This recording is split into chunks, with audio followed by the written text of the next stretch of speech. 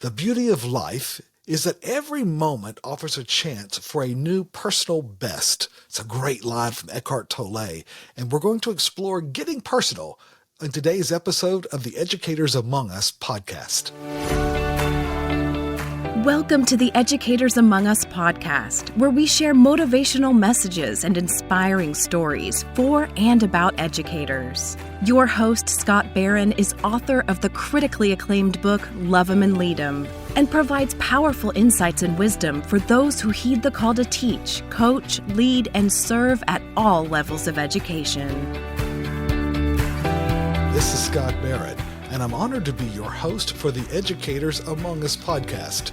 We get to encourage those who answer the call to teach and to coach and to work in the business office and the administrative office and in the boardroom and the classroom and the hallway, everywhere. There are so many people who contribute to the success of schools and to the enablement of learning and dreaming and overcoming. Right? That's the joy that educators get to be a part of, is that journey of life. And that's what we love to just take a moment to speak into the lives of those that answer that call and want to be a part of the lives of others. You know, the idea of being an educator, it requires getting personal. Right. And sometimes we can get in people's comfort zone and get a little too personal with our questions or in our body language and other things. But in the end, this is personal, right? This is really personal, because regardless of futile efforts to make it not so, life is always personal. It matters, right? And so in moments of reflection, we remember how significantly our own journey has been shaped by others who made it personal, right? They made it personal by going beyond what was reasonably expected. They went the extra mile for us. They invested in us. It could have been a parent, a teacher, a coach, a friend, sometimes even a stranger. Right? But we've all had those people, and who we have become, it cannot be viewed independently from the people who cared about us personally, and they gave their personal best so that we could become our best. See, that's what educators do. And we're so thankful that you are able to get personal and understand how personal learning and growing really is. It's personal because I care, and caring always makes it personal. That's what Maya Angelou said, right? It's personal because I care.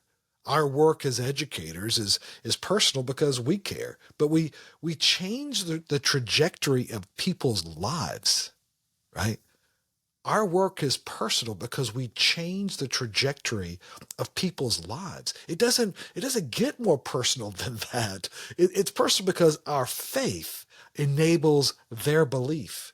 It's a huge factor in them achieving their dreams and overcoming the barriers, having someone who believes in them.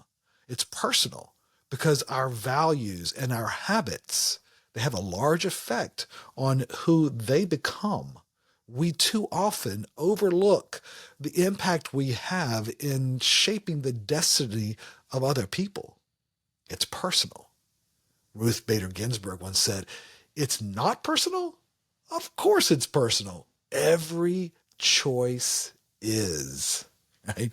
We make daily choices, and they have a personal consequence for those people around us. We make choices about how we prioritize the day, how we prepared for the day, how we set our mind, our attitude, our preparation with the details, our anticipation, our spiritual preparation, right? All of these things go into and have a consequence on our performance. Success can be evaluated based on whether we're ready and whether we deliver our personal best. After all, that's the benchmark that matters at the end of the day. Have we done our personal best? Have we exceeded even what we thought we were capable of? The best athletes are always measuring against their personal best, whether it's a timing or the amount of weight they've lifted or whatever else they've done. They're measuring against their personal best. What's your personal best? What are you measuring against? What are you looking at for today to know whether I delivered my personal best today? You know, what's interesting is that excellence, it isn't a skill. It's an attitude combined with the right habits honed through practice over and over and over. No one, listen, no one who daily practices the habits of excellence fails to be richly rewarded. They are the ones who accomplish the goals. They are the ones who change lives the most. They change the world. And we know for sure that talented, energized, engaged educators, they change the world. So keep it personal this week, my friend. Consistently delivering the best version of you, because you matter and you change a lot of lives. Thank you for your commitment to that work, for being ready in season and out of season, for being a professional. And as Dr. J once said, we know that being a professional is doing the things that we know that we're supposed to do and doing them even on the days we don't feel like doing it. It's hard. And one of the hard things about being involved in education is we have to bring it every day, that we can't afford an off day. Our influence is too important. And that's emotionally, it's a struggle. But when we have people around us who are bringing their personal best, they challenge us, they hold us accountable, they push us, and we'll have off time. We'll have times we can shut it down. But in that day to day, we got to go and we find joy in the work. So thank you for that. Thank you for finding that joy, for doing the work of an educator, not just for the job, but for the joy. Hey, a coaching question to consider as you're going through this week. Did I deliver my personal best today?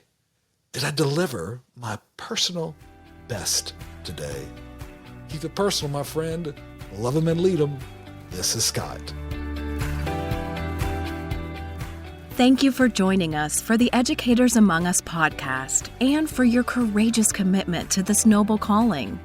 We get you and the challenges of this work. To stay connected with this community, be sure to subscribe to our podcast and weekly encouragement at educatorsamongus.com.